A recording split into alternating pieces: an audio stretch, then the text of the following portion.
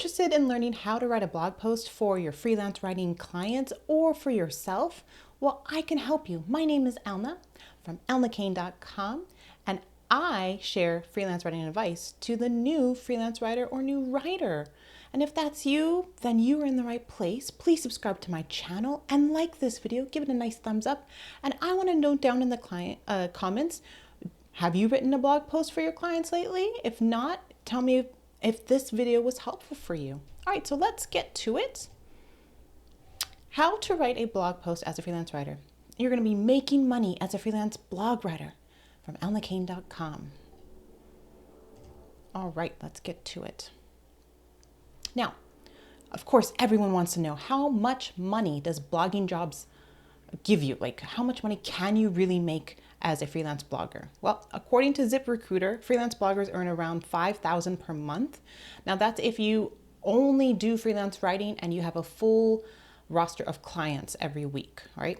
Now, I did not make that much because I did not have a full-time client roster for me. I had other projects, so I was able to pick up a couple of blogging jobs, especially high-tier, high-paying ones, so I didn't have to work as much. But this is just the average, right? So something that you can shoot for.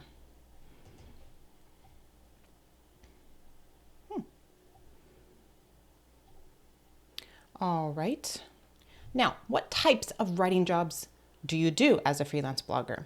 Well, the best types of blogging jobs are bylined and recurring, all right? But there are other types of freelance writing jobs you may do.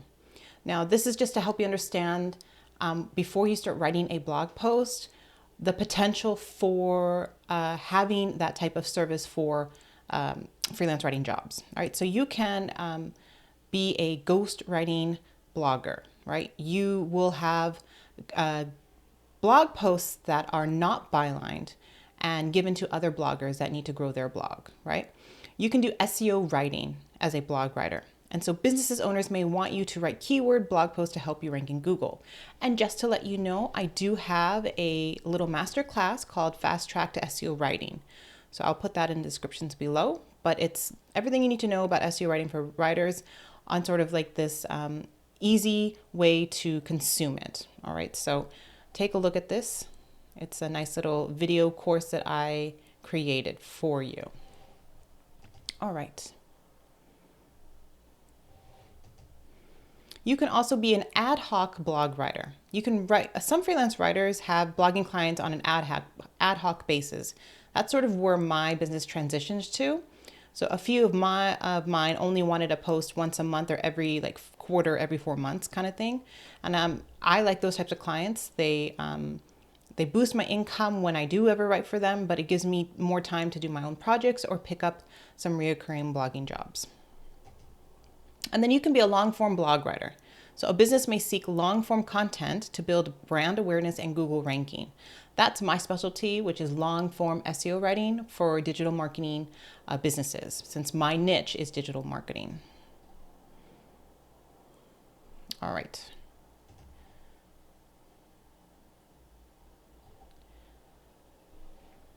Now, when you start writing a blog post, the first thing you need to do is source your topic. Now, some of your freelance writing clients will want you to pitch ideas to them every month. Here's how to find popular blog topics for your clients. You can run the client's blog in BuzzSumo to find the most shareable blog post and generate ideas from that. But this may not work for some client blogs that don't get traction. So for example, when I was doing this search for this video, I decided to go and check out Purina's dog food blog, and I put that into BuzzSumo, and there was no shares, there was no popular post for them on social media. So they probably don't market as much on social media.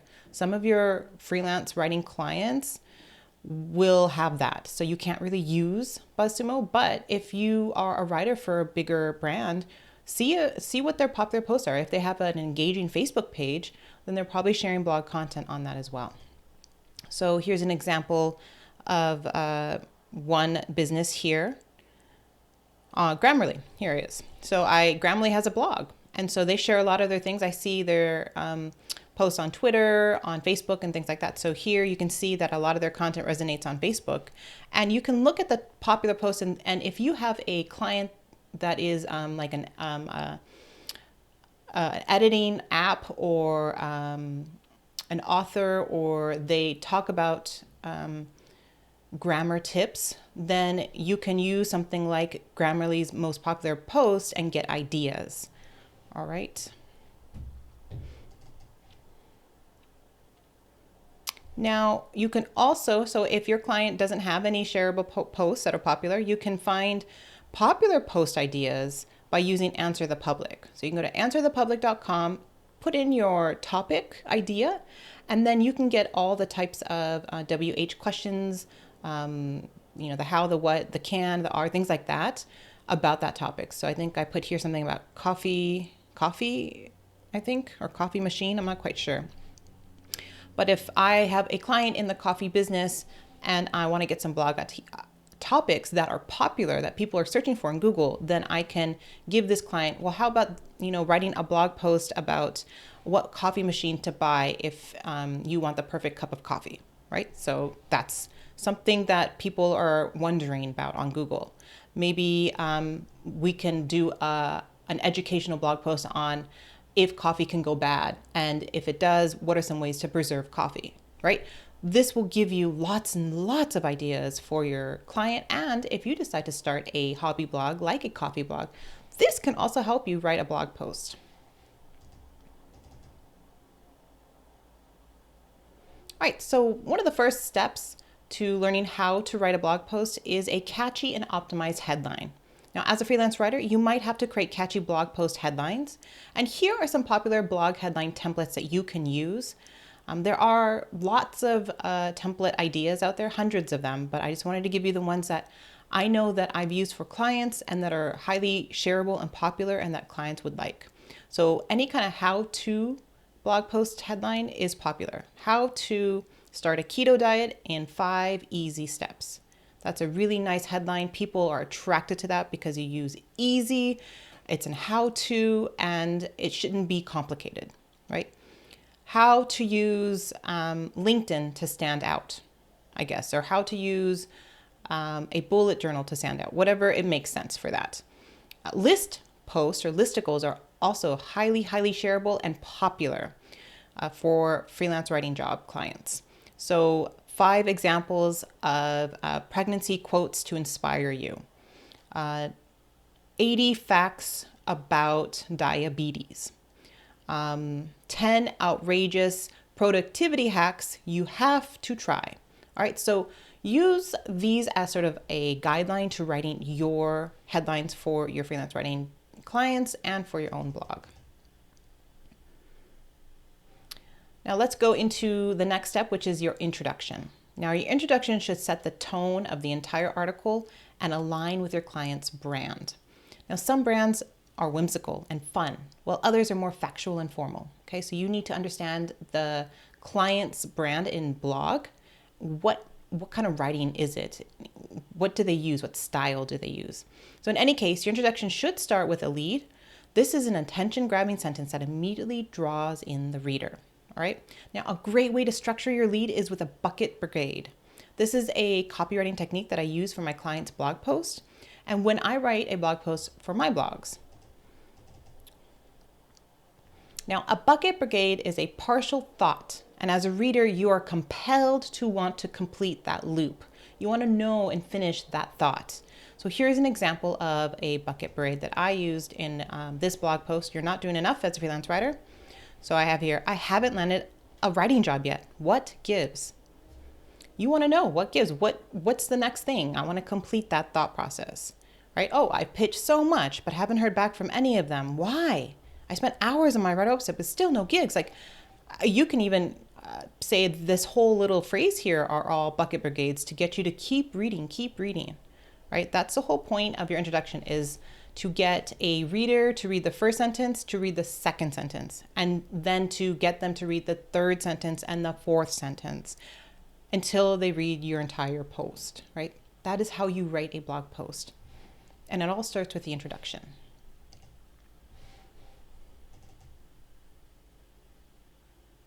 Now, some other things you can do to incorporate into your introduction are a fact or a statistic, a compelling story, or the problem associated with your audience and topic. So if you're a health writer and you're writing about diet teas that you can drink, then you can, the problem is that people can't stick to a diet. So that you would open up with that thought phrase. Now your introduction leads into either the main point of your blog post or a prereq subtopic. Now I often do this in a tutorial-based blog post with the prereq of what is that topic. So especially if you're writing if the audience is new to that topic. So if you are a writer that talks about Pinterest, then you might in your content make sure that the people that are reading each of your posts understand what Pinterest is. So you might have, before you get into your meaty of your post, the meat of your post, to have a little prereq subtopic of like, okay, understanding Pinterest as a Etsy seller, and then have a little overview of Pinterest kind of thing. So I have that in my blog post here on how to write a proposal letter. You may not know what a proposal letter is and how you can use that to land a job. So then I show you and I give you the little prereq to make sure that you know what a proposal letter is. All right, so I do that a lot for my how to write series that I have on elnacain.com. Now, it's a good idea when you do talk about the main points, when you write a blog post, that you outline what you're going to talk about. Okay. So generally, when I get an idea for a client, I will write out, this is sort of how I'll write out my outline right here. I'll have the headline. I'll just put introduction and might mention if there's a main point that I want to mention in the introduction, I'll write it out. Otherwise, I'll just say introduction. And then my outline really focuses on the main points that I want to write about. So 5 easy ways to cut sugar as a new keto dieter. You have your introduction, and then in my introduction, I'm going to mention a fact. So I might have that fact. I might put a link to a fact. And then these are the topics I'm going to talk about in my post. Consume more fat, try keto bomb recipes, drink fruity teas, make sweet keto desserts, drink more water, and then my conclusion.